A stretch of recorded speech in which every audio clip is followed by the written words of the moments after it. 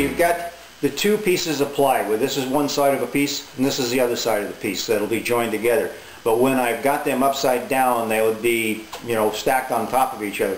So what I'm going to put into them is a bevel along each side down to the center line of the plywood.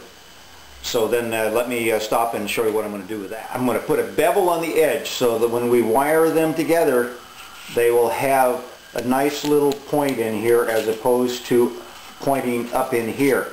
So I'm going to have a nice little edge here to mount them up, and I'm going to have a nice groove above and below to put in epoxy and fillet material. And it's much easier to hold them together when they're like this than if they were just butt-edged hanging up on the top. But I also have another trick with bolts, quarter-inch bolts and washers to hold them in place as I'm wiring up. So we'll get to that. But I'm going to put in the bevel now, and this will be filled up with fillet material and epoxy. Put a bevel in with my little block plane all along the edge.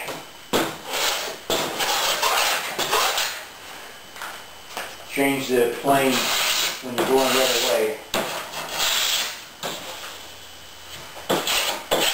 Okay, that's good enough for the bevel. Now I'm going to drill the holes, and this whole edge will be done. Now what we're going to do is we're going to drill holes on our 3/8 inch line that we had. And we're going to drill on the, after I get it tight, we're going to drill on the station line marks, those 1 foot grids we laid out. And we're going to,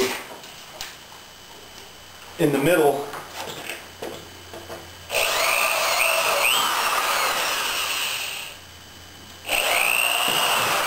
halfway, and I got a bad bit, but that's okay.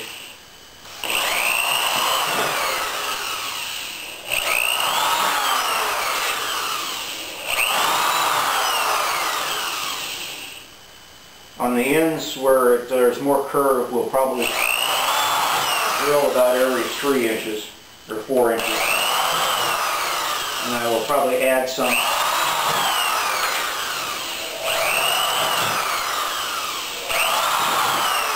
as I go along when I wire up the hull. If I need a little bit of extra support where it curves. When I did my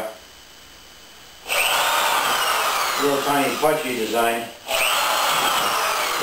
plywood was Guantanamo Bay tortured, and so I had the tie wires every about 2 inches on the ends. And you need one up, and we'll stick another one halfway in between. And we'll come down here on the end and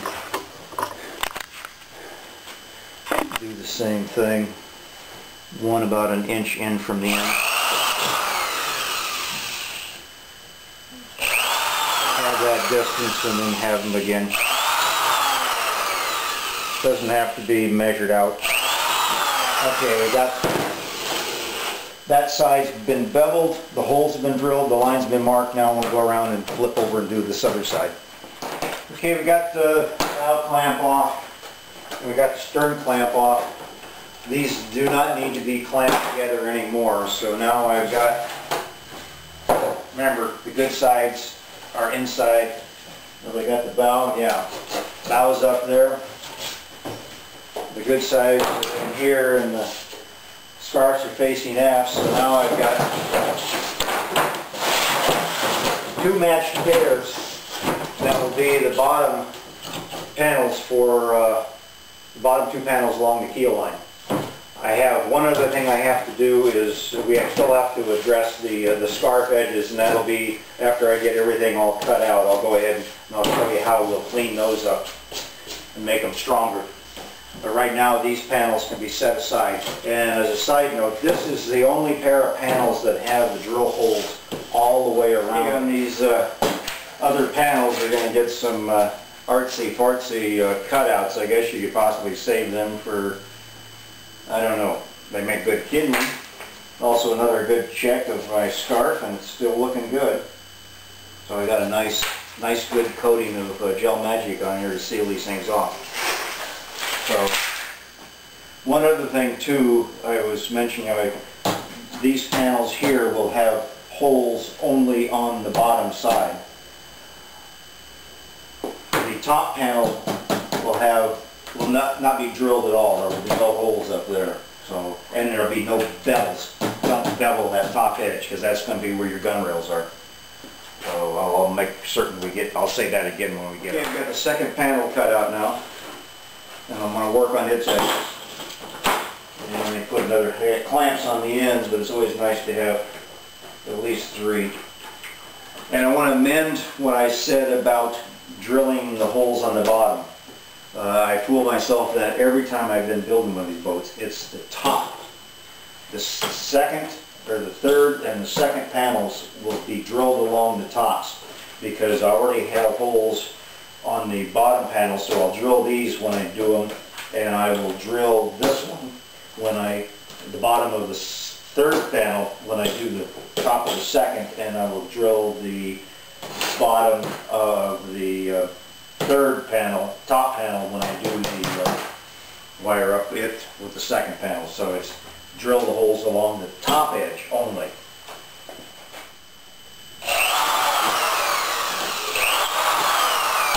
Okay, you'll see that I've only drilled the top edge, which is what you're supposed to do, and I'll show you more of that when I'm drilling and wiring the panels together. You only need the top one because, as I said before, these holes will change, so you'll want to drill the lower sides as you're wiring up.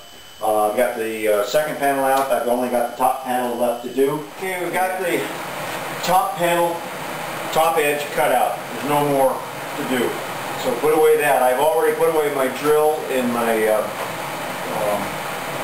and all the other measuring stuff, because once you get down to the bottom edge, beveling, there's no drilling except on the ends where the bow will come together and where it meets up with the stern panel.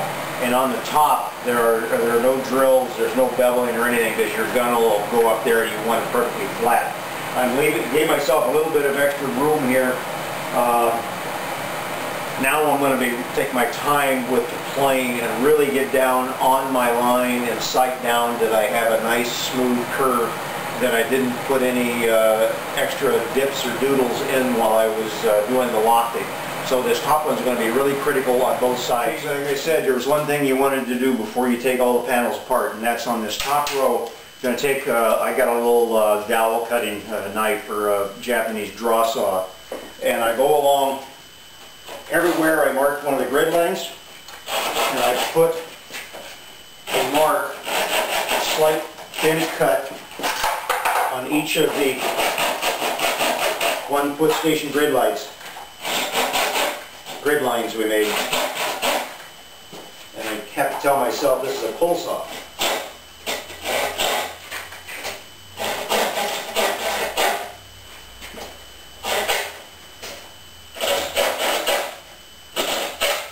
Why we do that is that the panels are mirror images of each other right now. When I separate them out and put them onto the hull and start wiring up on each side, I lose track of where each one is. But now I know, because the side that is not marked up, the one that's always been underneath, has the same station line mark as the one that I did mark up. What that will get you when you lay up the panels, and I'll show you later because I'll be using these marks all the time, they give you a spot on both sides of the hull that you know it's exactly the same distance from the stern or from the bow. So everything inside is going to be squared up with the two sides. I'll also, once I get it wired up and before I epoxy it, I will square up the hull so that the transom isn't off at one angle or another, and I'll level out the boat and tie it down. So then I know after it's all epoxied up that the boat is symmetrical. So that's it for the cutting out parts.